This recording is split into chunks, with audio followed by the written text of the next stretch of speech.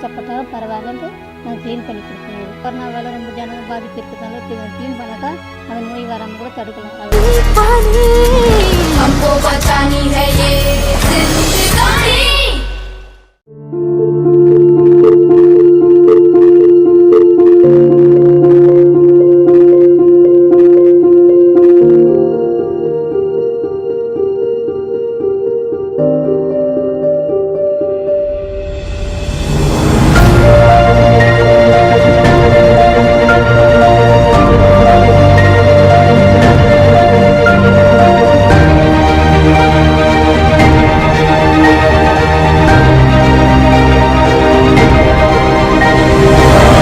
महेंद्र प्रजापति, मैं बुंदेलखंड में कृषि सलाहकार के रूप में विगत 5 साल से काम कर रहा हूँ।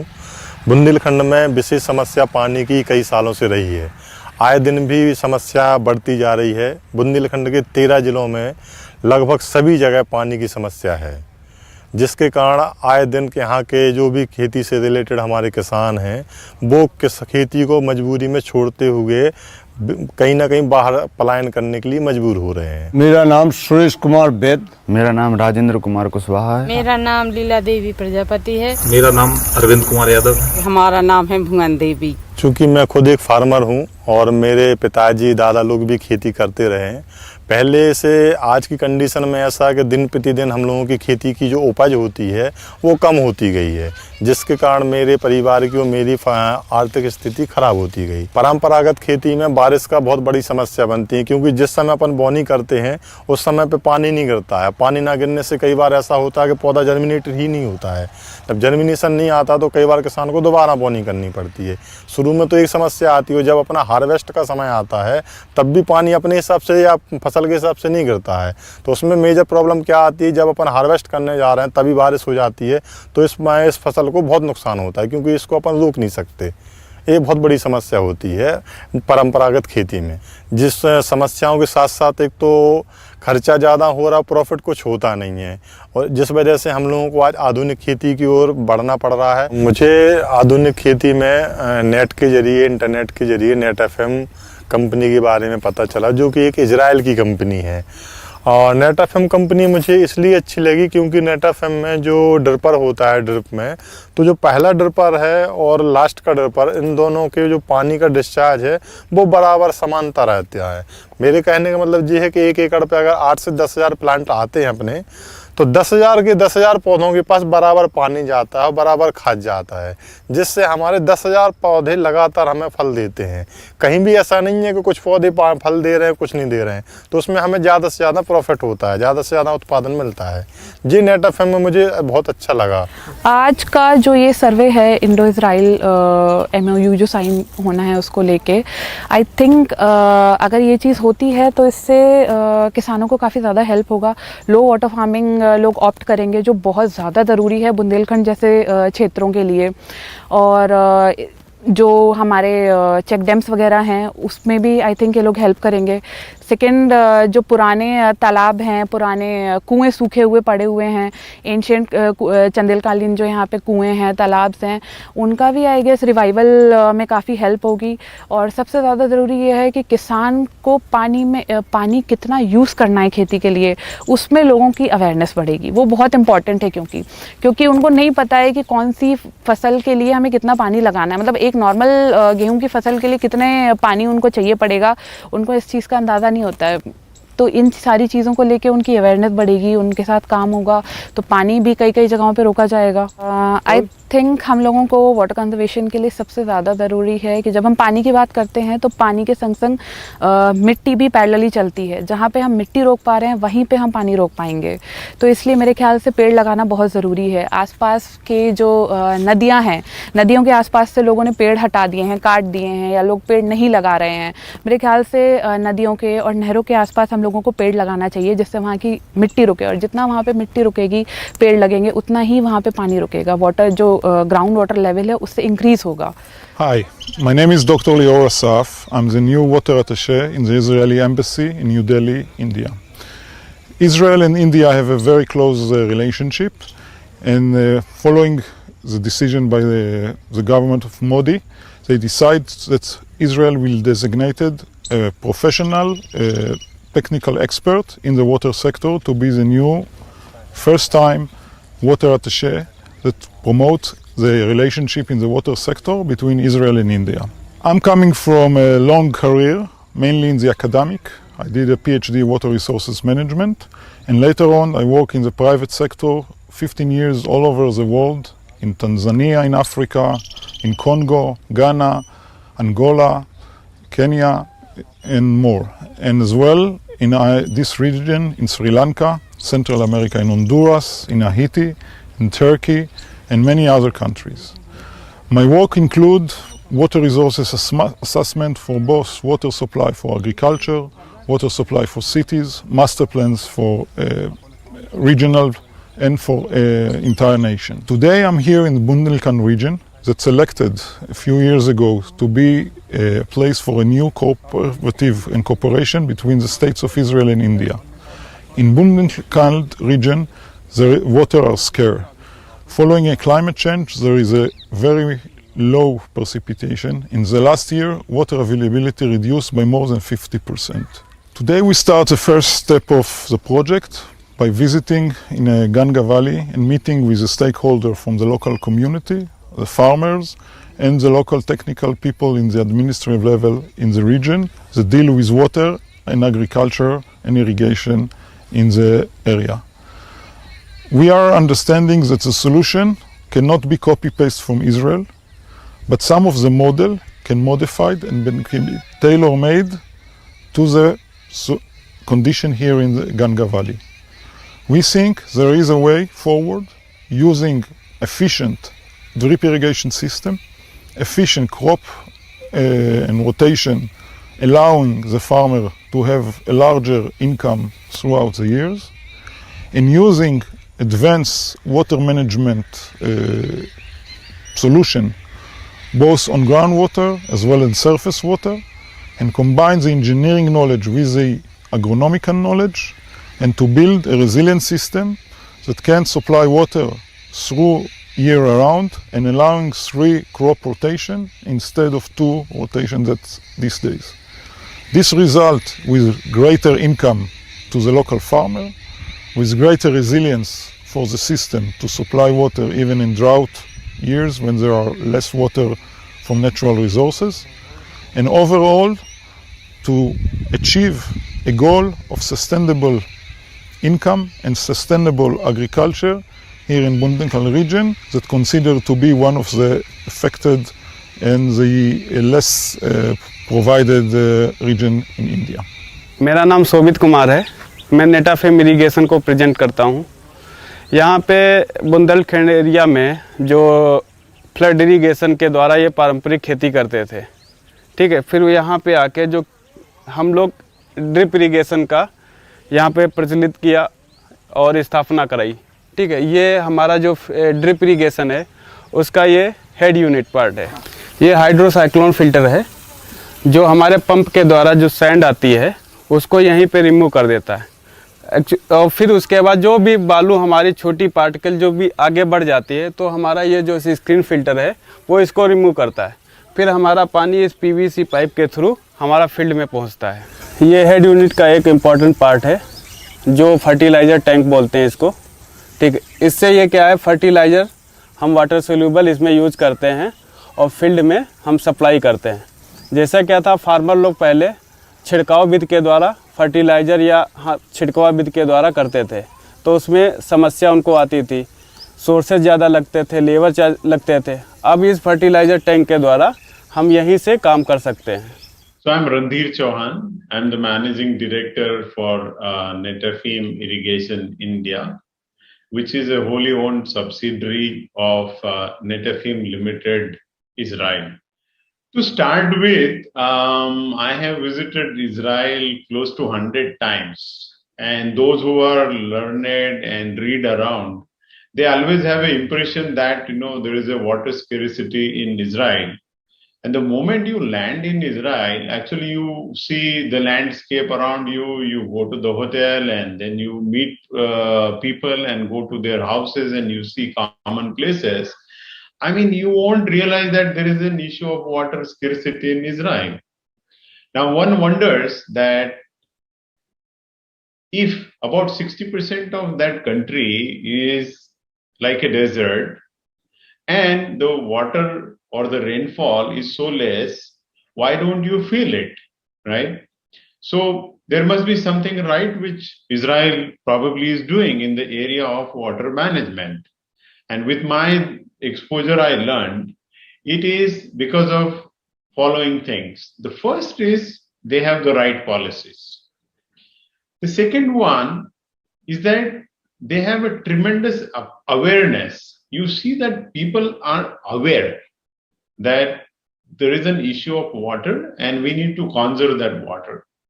The third one, they have developed a state-of-art infrastructure to implement those policies and the things they want to do with this water scarcity.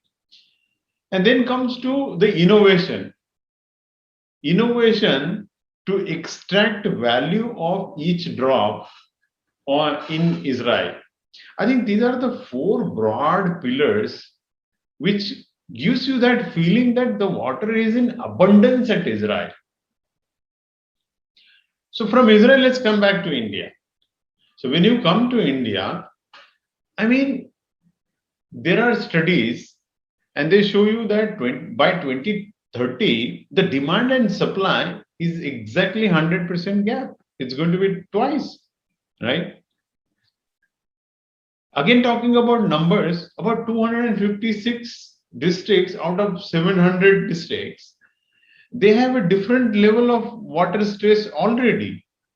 And think about it, that in our country, the situation during the summer, that television or newspaper or you travel, you come across situations where in rural and urban areas, people are queuing up for water and they don't have even enough water.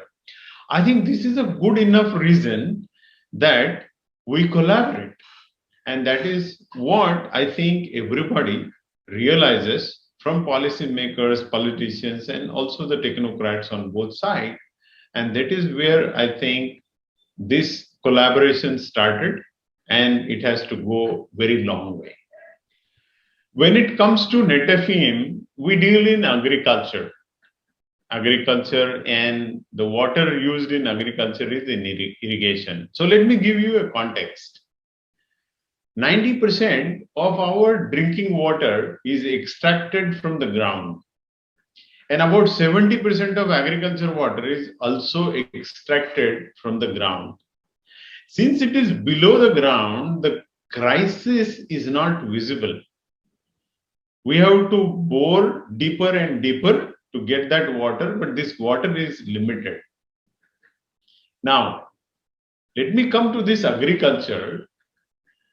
The 70% of water where it is going, drip irrigation technology improves the water use efficiency about 40 to 50% according to the studies in India and abroad. So I just said 70% of the water gets used in agriculture. Think about it. If you improve that efficiency even by 20, 30, 40%, it's a very, very significant impact it would create on the usage of water and make that water available for other areas. And this is what we have been doing country after country after we started in Israel in 1965. So we came to India about 25 years back, and we have reached to we reach every year about 1 lakh farmers. And if you look at this technology and what it has done, all put together by all players, we have reached more than 1 crore of farmers.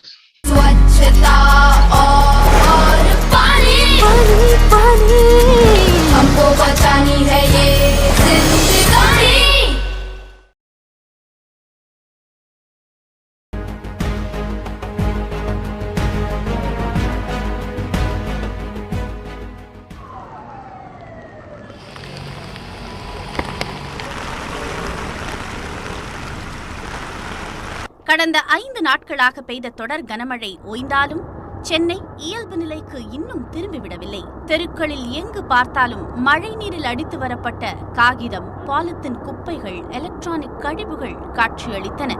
இவற்றையெல்லாம் சீரமைக்க எத்தனை நாட்கள் ஆகுமோ என்ற ஏக்கம் மக்கள் மத்தியில் எழுந்த நிலையில் அதற்கு ஒரே நாளில் பதிலளித்திருக்கிறார்கள் மாநகராட்சி தூய்மை பணியாளர்கள்.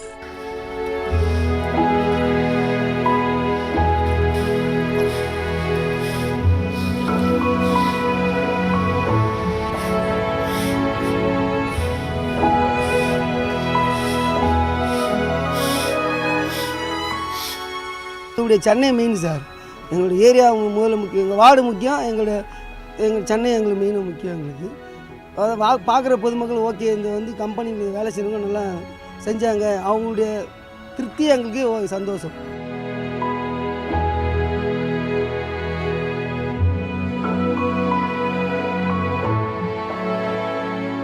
கனமழையின் காரணமாக சென்னையில் 500க்கும் மேற்பட்ட இடங்களில் வெள்ள நீர் சூழ்ந்தது.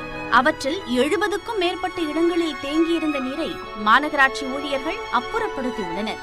வெள்ள நீர் அப்புறப்படுத்தப்பட்ட பகுதிகளில் குவிந்துள்ள குப்பைகள் நிறைந்த இந்த சாலைகளை 1000க்கும் மேற்பட்ட தூய்மை பணியாளர்கள் நேற்று ஓர் இரவில் தூய்மை செய்தனர். வெள்ள நீர் வடிந்த ஈரமான சாலைகளில் கடுங்குளிரையும் சாரல் மழையையும் பொருட்படுத்தாமல் தேங்கி கிடக்கும் குப்பைகளை மும்முரமாக சுத்தம் செய்யும் தூய்மை பணியாளர்களின் அர்ப்பணிப்பு வார்த்தைகளால் விவரிக்க முடியாதவை. கஷ்டம்தான், 4 நாள் குப்பை எடுத்து பெரிய கஷ்டம்தான். இருந்தாலும் சென்னை எங்களுக்கு சுத்தமாக இருந்தால் அதுவே எங்களுக்கு போதுனால நாங்கள் கஷ்டப்பட்டாலும் பரவாயில்லன்ட்டு நாங்கள் க்ளீன் பண்ணி கொடுக்கணும். கொரோனா வேலை ரொம்ப ஜனங்க பாதிப்பு இருக்கிறதால க்ளீன் பண்ணாக்கா அந்த நோய் வராமல் கூட தடுக்கலாம். அதனால கூட ஒரு கடுமையான வேலை, அது தரும் களைப்பு என்பதை தாண்டி தாங்கள் வசிக்கும் நகரத்திற்கான சேவையாக இதனை கருதும் இவர்களில் ஒருவர்தான் சூரியகலா. நைட்டில் இங்கே செஞ்சுட்டு பகலில் வேறு இடத்துல வேலை செய்கிறேன். இருந்தாலும் என் கஷ்டத்தை விட்டுட்டு, என் உடம்பு வலி விட்டுட்டு நான் வேலை செய்கிறேன்னா, நம்ம சென்னை நம்ம சுத்தமாக இருக்கணும், நமக்கு ஒரு பெருமை சென்னை சுத்தமாக இருந்தா. அம்மா நம்ம கஷ்டப்பட்டாங்களே, நம்மளும் கஷ்டப்படணும் அப்படின்னு அதுங்களும் நினைக்கக்கூடாது. நல்ல நிலைமைக்கு நான் படிக்க வைப்பேன். நம்ம சென்னையும் சுத்தமாக வச்சுப்பேன். 4 நாள் குப்பை தேங்கி இருக்கு, அதை கூட நாங்கள் க்ளீன் பண்ணி நாளைக்கு நீங்கள் வரும்போது நம்ம சென்னை சூப்பராக இருக்கணும். கொரோனாவானாலும் சரி, கொட்டும் மழையானாலும் சரி, சென்னையை சுத்தமாகவும் ஆரோக்கியமாகவும் வைத்திருக்க நாம் தூங்கும் நேரத்தில் தூங்காமல் பணியாற்றிக் கொண்டிருக்கும் தூய்மை பணியாளர்களே சென்னையின் நிஜ ஹீரோக்கள் என்பதில் மாற்று கருத்து ஏதும் இல்லை. நியூஸ் 18 தமிழ்நாடு செய்திகளுக்காக ஒளிப்பதிவாளர் சேகருடன் செய்தியாளர் ஜே அன்பரசன். புயல் குறித்த செய்திகள் நமக்கு மகிழ்ச்சியை கொடுத்த நிலை மாறி இப்போ ஒரு அச்சத்தை ஏற்படுத்தக்கூடிய நிலைக்கு வந்திருக்கு. இதுக்கு காரணம் அண்மை காலமாக புயல் ஏற்படுத்தக்கூடிய பாதிப்பும் அதனால் மனிதகுலம் சந்திக்கக்கூடிய பொருளாதார இழப்பு அப்படின்னு நம்ம கருத்தில் கொள்ள முடியும். இப்போ இந்த புயலால் ஏற்படக்கூடிய பாதிப்புகள் அண்மை காலமாக அதிகரிச்சிருக்கு. அதுக்கு இந்தியாவுடைய புவி அமைப்பையும் நம்ம முதல்ல தெரிஞ்சுக்கணும். இந்தியாவை பொறுத்த வரைக்கும் குறிப்பாக தென்னிந்திய மாநிலங்கள் அதிக அளவுக்கு புயலால் பாதிக்கப்பட்டிருக்கு. இந்தியாவில் 7516 கிலோமீட்டர்கள் கிட்டத்தட்ட கடற்கரையோர பகுதிகளாக அடையாளம் காணப்பட்டிருக்கு. அதில் 13 மாநிலங்கள் இந்த எல்லைக்குள்ளே வராங்க. கிட்டத்தட்ட 84 கடற்கரையோர மாவட்டங்கள் இந்த புயல் பாதிப்புக்கு ஆளாக வாய்ப்பு இருக்குது அப்படின்னு சொல்லிட்டு தேசிய பேரிடர் மேலாண்மை ஆணையம் இதை அடையாளப்படுத்தியிருக்காங்க. 1891 முதல் 2000ஆம் வருடத்திற்குள்ளாக கிட்டத்தட்ட இதுவரைக்கும் இந்தியாவில் 308 புயல்கள் கடந்து போயிருக்கு. இந்த 308 புயல்கள் 2 பெருங்கடலிருந்து உருவாகிருக்கு. ஒன்று அரபிக் பெருங்கடல், இன்னொன்று வங்காள விரிகுடா.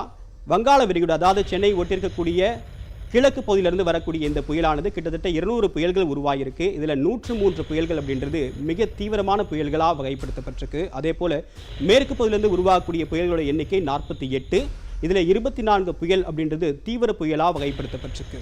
இது மட்டும் இல்லாமல் இந்த புயல் மாதிரியே இன்னும் 2000ஆம் வருடத்திலிருந்து 2020ஆம் ஆண்டுக்குள்ளாக 81 புயல்கள் உருவாகியிருக்கு. இதில் பெரும்பாலான புயல்கள் அப்படின்னு பார்த்தா கிழக்கு பகுதியிலிருந்து தான் உருவாயிருக்கு அப்படின்னு வானிலை ஆய்வாளர்கள் சொல்றாங்க. புயலின் காரணமாக இப்போ என்னென்ன சிக்கலாக ஏற்பட்டிருக்கு அப்படின்னா, மனித உயிரிழப்புகள் ஒரு பக்கம் இருந்தாலும் கூட இன்னொரு பக்கம் நமக்கு அதிக அளவுக்கான பொருளாதார இழப்புகள் ஒவ்வொரு வருஷமும் அதிகரிச்சிட்டு இருக்கு.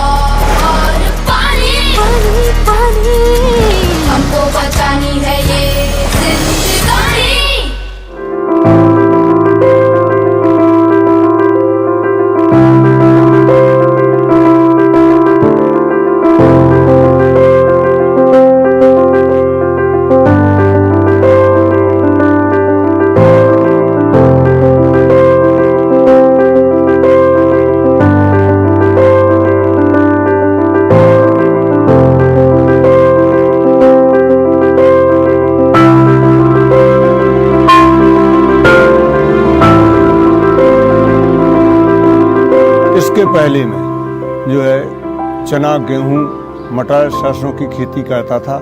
उसमें मेरे लिए कोई ज़्यादा प्रॉफिट नहीं होने की वजह से श्री महेंद्र जो कृषि वैज्ञानिक हैं उनके द्वारा हमारे लिए जो है बताया गया कि आप जो है ये खेती छोड़ के सब्जी की खेती कीजिए, उसमें ज़्यादा प्रॉफिट होगा। तो पिछली वर्ष उन्होंने जो है हमारे यहाँ तिवारी जी का नंबर दिया। तिवारी जी के द्वारा नेटाफेम ड्रिप लगाया गया। तो हमने मिर्च है, टमाटर है, बैगन है और शिमला मिर्च है, इसकी जो है सब्जियां तैयार की। इसमें हमको बहुत ज़्यादा जो है प्रॉफिट हुई। इसलिए इस वर्ष भी मैंने जो है दूसरा नेटाफेम का ड्रिप लगवाया और आगे चल के पिछली वर्ष 4 एकड़ में किया था, इस वर्ष 9 एकड़ में कर रहा हूँ। अच्छी जो है उम्मीद भी है कि आगे चल के हमारी खेती अच्छी होगी, हम सफल किसान बनेंगे। तो पहले की मैं जानता हूँ कि मेरे देखते देखते ही पहले मैं पारंपरिक खेती करता था, जो कि क्यारियों में लगाते थे खेतों में नॉर्मली तरीके से, और उनमें भी बहुत ज़्यादा मेहनत होती थी, कुछ भी करना पड़ा, पानी भी ज़्यादा लगता था। लेकिन पर कि मतलब अगली साल से मैंने जो ड्रिप की पद्धति अपनाई है उसमें मुझे बहुत सारा प्रॉफिट हुआ। सबसे पहले तो मैं बताना चाहता हूँ पानी की बचत ज़्यादा है उसमें, पानी की बचत और मेहनत भी कम है और लंबे समय तक इसकी खेती चलती है। पहले की खेती में 1-2 महीना काम मिला तो 120 रुपया मिलती। जब से कछुआरे लग गया, जब से 10 महीना काम मिलते हैं 200 रुपया हो गए। पहले बोते गेहूँ, मटर, चने, अब कछुआरों लगन लगू, नई फसल बबन लगी। अब हमारे पने जो भी काम करते पहले 1-1 महीना काम करने आउत तू साल में 2-3 महीना, अब रेगुलर 10 महीना काम करने आते और जो काम करते रहती हैं। बस पने फसल में हिल्ली से लगे ही पहले मिलाती 100 रुपया, 150 रुपया, मिलने लगी 200-250 रुपया। जैसा काम है जैसे दाम है यहाँ। Hello, I am V.K. Upadhyay, Director Ground Water Department, Uttar Pradesh. I am just going to tell you about the Indo-Israel project, which is going to be happen with government of Israel as well as government of Uttar Pradesh. तो अभी क्या है कि अभी ये Israel वाले लोग आए हुए हैं। हम लोगों ने ये बुंदेलखंड में जो समस्या थी, जैसे कि यहाँ पानी की समस्या है, यहाँ हार्ड रॉक एरिया है, यहाँ पानी की रिटेंशन कैपेसिटी बहुत ही कम होती है। तो इस वजह से क्या होता है कि पानी जब हम निकालना शुरू करते हैं मानसून के बाद, तो बहुत जल्दी कुएं, ट्यूबवेल सब सूख जाते हैं और खेती के लिए पानी उपलब्ध नहीं होता। इसलिए हम लोगों ने सोचा, यूपी गवर्नमेंट ने ऑफ कोर्स इजराइल के साथ, कि इजराइल चूँकि बहुत ही एडवांस है इस संबंध में, वाटर ट्रीटमेंट के लिए, अपने पानी के लिए विश्व में जाना जाता है, तो यूपी गवर्नमेंट ने इजराइल गवर्नमेंट के साथ सोचा कि एक हम लोगों ने इनके साथ 20 अगस्त 2019 को हम लोगों ने इनके साथ एक MOU साइन किया है कि ये अपनी टेक्नोलॉजी लेके आएंगे और हमारे इस एरिया को बताएंगे कि हम क्या ऐसी टेक्निक यूज़ करें जो कि हमारे लिए पानी पूरे साल तक उपलब्ध हो। अगर हमारे पास पूरे साल तक पानी उपलब्ध होगा तो हम एक और चक्र का पानी खेती यूज़ कर पाएंगे और उसकी वजह से हमारे किसानों की खेती और उनकी आमदनी बढ़ेगी। इस वजह से इस गंगावली विलेज को एक मिनी प्रोजेक्ट के रूप में, मिनी पायलट प्रोजेक्ट के रूप में सेलेक्ट किया गया है और इस वजह से हम लोग यहाँ आए हैं। इजरायली टीम भी आई हुई है। इनमें हम लोगों ने एक इनकी इजरायली कंपनी है पेल्जी मैन, उसको हम लोगों ने सेलेक्ट किया है इस काम के लिए, ऑफ कोर्स इजराइल सरकार के सहयोग से। वो भी यहाँ आए हुए हैं। हम लोगों ने सुबह से पूरे क्षेत्र में घूमा है, देखा है कि इसमें क्या समस्या है, इसमें क्या किया जा सकता है। गाँव वालों से भी बात हुई है, आप लोगों से भी बात हुई है, उससे ये लोग बड़े उत्साहित हैं, हमारे प्रैक्टिसेस को अपनाने के लिए तैयार भी हैं और हम भी बड़े उत्साहित हैं कि आने वाले समय में हम इस क्षेत्र में पानी की समस्या को बहुत हद तक दूर कर पाने में सफल होंगे। तो इस प्रोजेक्ट के लिए सबसे ज़रूरी क्या है कि हमारे जो कम्युनिटी पार्टिसिपेशन है वो बहुत ज़रूरी है। इसके बिना कोई भी प्रोजेक्ट धरातल पे सफल नहीं हो सकता। हमारे जो पुराने किसान हैं, जो वृद्ध किसान हैं, हो सकता है कि वो इस नए ट्रेडिशन को न अपना पाएँ, लेकिन हमारे जो युवा हैं इनको आगे आना होगा। वो बहुत इंथुजियास्टिक हैं, उनके अंदर जोश है। उन लोगों ने ये हमें प्रॉमिस भी किया है कि हम इस चीज़ को अपनाएंगे और अगर धीरे धीरे करके कुछ लोगों को जब इससे फ़ायदा दिखेगा, जब इस नई तकनीकी को, नए बीज को अपनाने से, नए पद्धति को अपनाने से फ़ायदा होगा तो धीरे धीरे सारे किसान स्टेप बाय स्टेप आएंगे। ये सही बात है कि ये कोई रॉकेट साइंस नहीं है, कोई क्रांति नहीं होने जा रही है। इस चीज़ को हम स्टेप बाय स्टेप अपनाएंगे और मुझे पूरा विश्वास है कि आने वाले समय में ये गांव, ये प्रोजेक्ट एक ऐसा होगा कि लोग दूर से आएंगे, इसको देखेंगे और अपने एरिया में भी जाकर के इसको अपनाएंगे। मुझे पूरा विश्वास है इसके। धन्यवाद। जिस तरीके से वो लोग बता रहे थे, तो अगर वो उस तरीके से प्रोजेक्ट यहाँ लगाते हैं तो हमें ये आशा है कि भविष्य में निश्चित तौर पे कुछ ना कुछ लाभ तो मिलेगा। और पानी ही किसान के लिए मेन है, और पानी अगर पर्याप्त मात्रा में मिलता है तो स्वाभाविक है कि हम लोग 2 फसलें लगा रहे हैं, आज हो सकता है कल 3 लगाएं। तो आशा तो है, वो लोग वहाँ से आए हैं, गवर्नमेंट ये कोशिश कर रही है, तो स्वाभाविक है कि वो अच्छे के लिए कर रही होगी हम लोगों की। So last and not least, I would like to say to the citizens and the public in India that water is not only issue for the government and for the political figure. You and yourself and all your family and everyone that hear this program should encourage water conservation in their home and yard and promote education and awareness of the public. We need to come together and remember, Pani Bachao, Barat Ko, our Samadrij, Banao.